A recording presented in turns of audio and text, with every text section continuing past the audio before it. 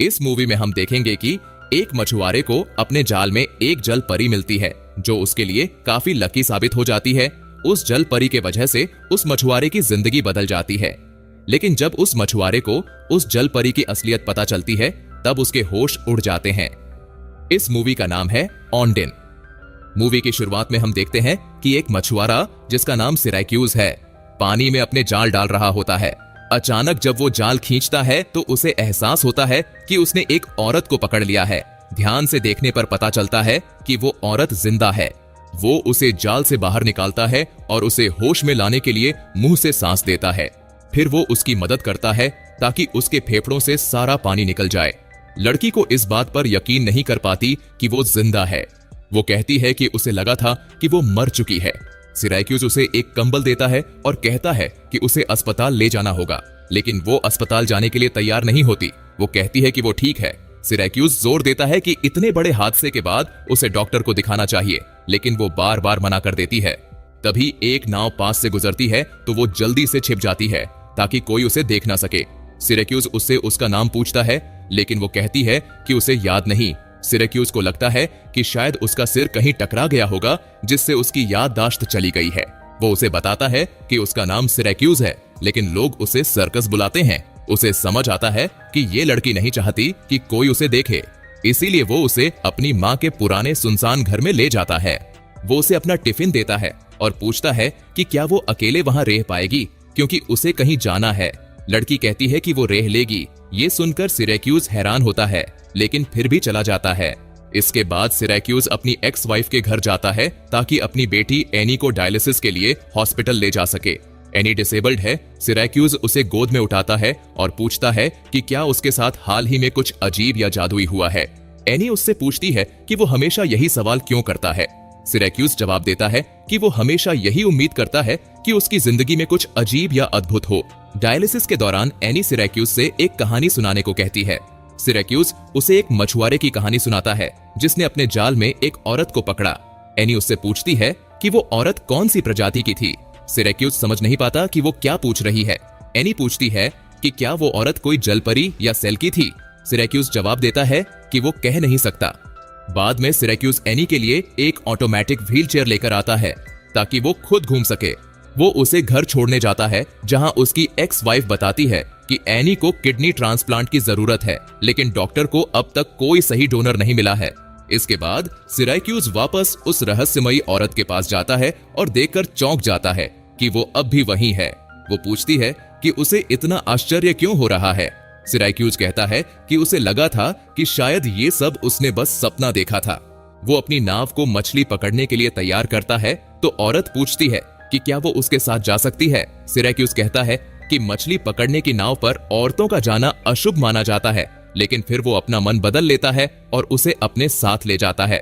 सिरैक्यूज हमेशा की तरह मछली पकड़ने में संघर्ष कर रहा होता है। वो औरत से पूछता है कि क्या अब उसे अपना नाम याद है। वो कहती है कि वो उसे ऑनडाइन बुला सकता है। सिरैक्यूज पूछता है कि इसका क्या मतलब है। वो जवाब देती है कि ये एक ऐसी औरत का नाम है जो समंदर से आई थी।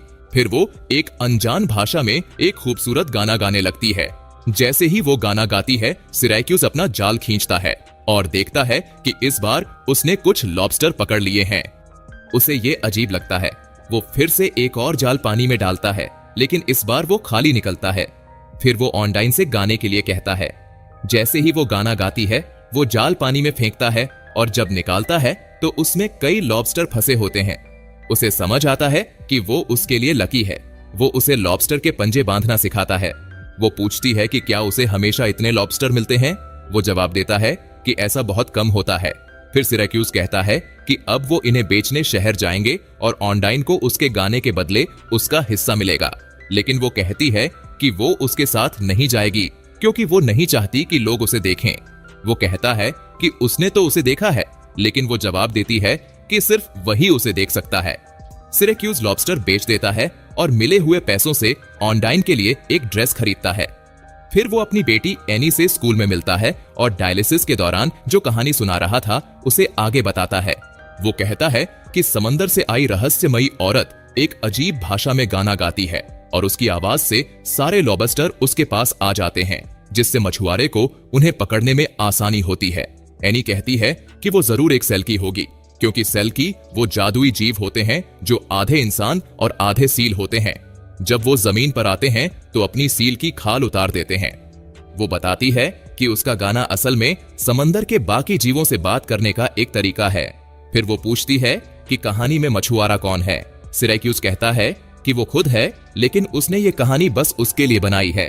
एनी को उसकी बात पर पूरा यकीन नहीं होता और वो उसका पीछा करती है। सिरैक्यूज अपनी माँ के घर पहुंचता है और देखता है कि ऑनडाइन उसकी माँ के पुराने जूते पहनने की कोशिश कर रही है, लेकिन उसे लेस बांधना नहीं आता, जो उसे थोड़ा अजीब लगता है। फिर वो उसे वो ड्रेस देता है जो उसने खरीदी थी और ऑनडाइन उसे शुक्रिया कहने के लिए उसे किस कर देती है। वो पूछता है कि वो कितने दिनों तक यहाँ रहेगी।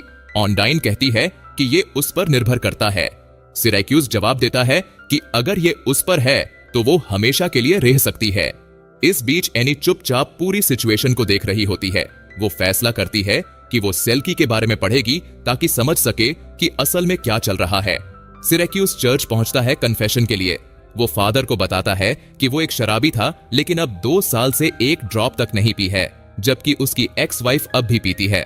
वो चाहता है कि अपनी बेटी को उसकी कस्टडी से निकाल सके। वो फादर को ऑनडाइन के बारे में भी बताता है। फादर और सवाल करता है, लेकिन सिरैक्यूज ये नहीं बताता कि वो उसे कहां रख रहा है। दूसरी तरफ ऑनडाइन पानी में तैरने के लिए चली जाती है।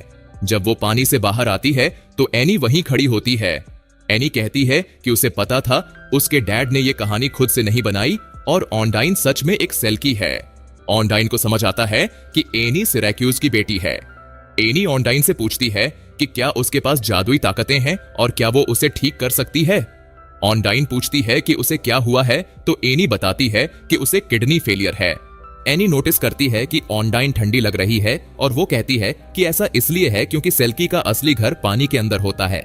ऑनडाइन कहती है कि उसे समझ नहीं आ रहा कि एनी क्या कह रही है, लेकिन एनी जवाब देती है कि उसने पूरी रिसर्च कर ली है, इसलिए दोनों को अब एक दूसरे से झूठ नहीं बोलना चाहिए। एनी बताती है कि सेल्की 7 साल तक जमीन पर रह सकती है, लेकिन इसके लिए उन्हें अपनी सील की खाल को जमीन में छुपाना पड़ता है और इस दौरान वो 7 आंसू बहाएंगी। अगर ऐसा होता है तो वो किसी इंसान के साथ खुशी पा सकती है। एनी वहां से जाने लगती है और ऑनडाइन उसे गले लगाती है और कहती है कि उसे फिर से मिलने का इंतजार रहेगा।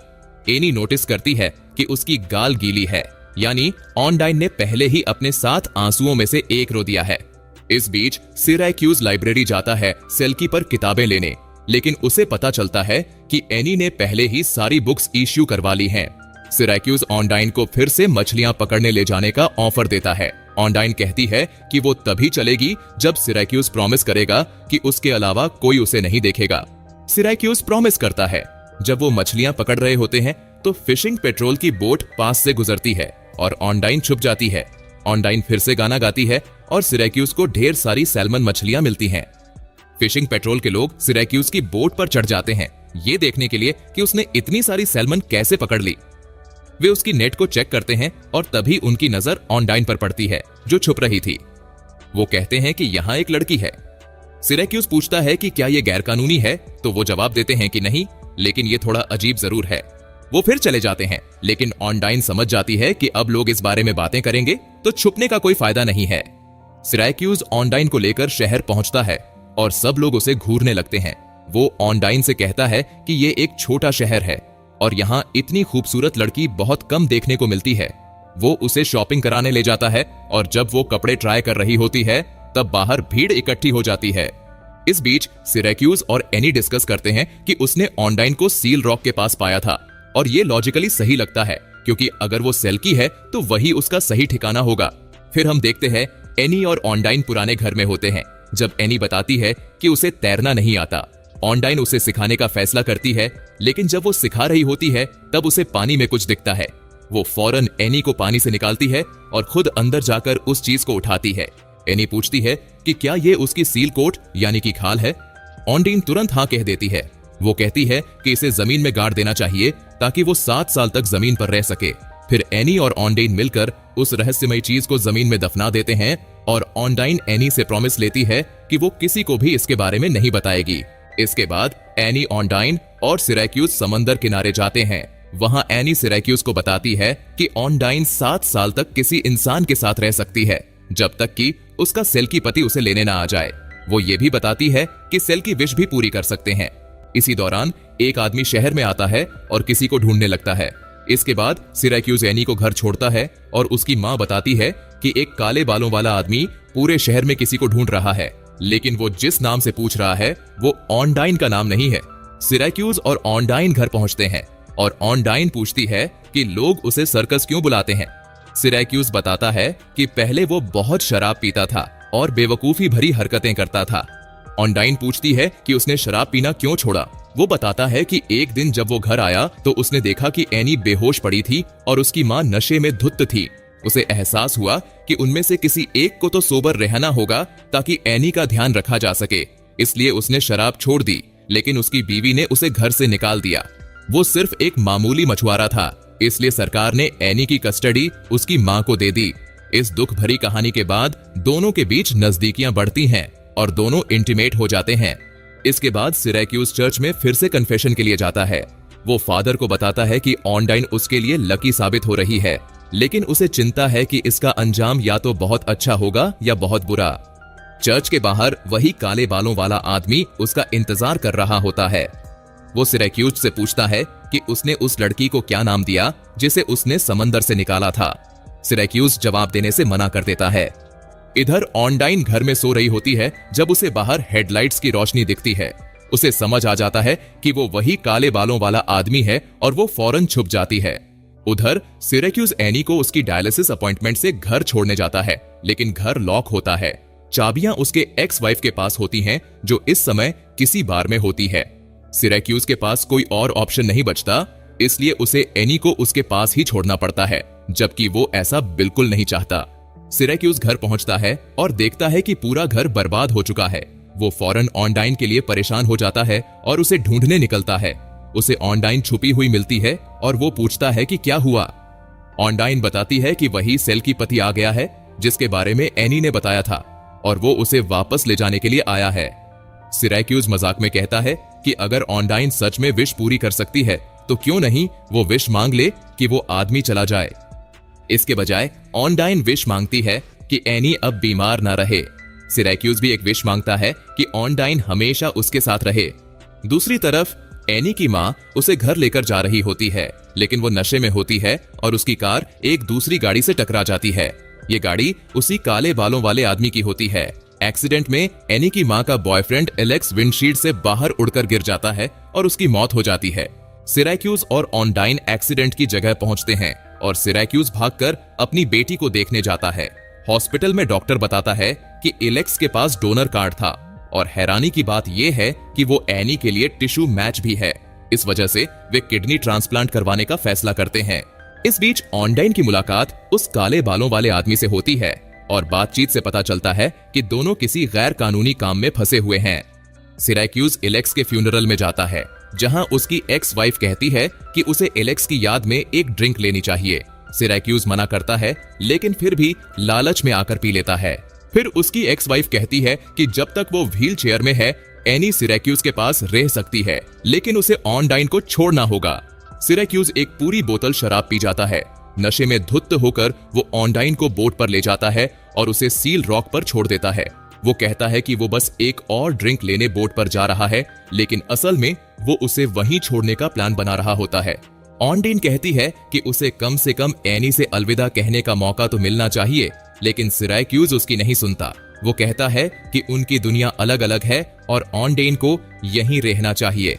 अगली सुबह सिराक्यूज एनी को हॉस्पिटल से घर लाने जाता है।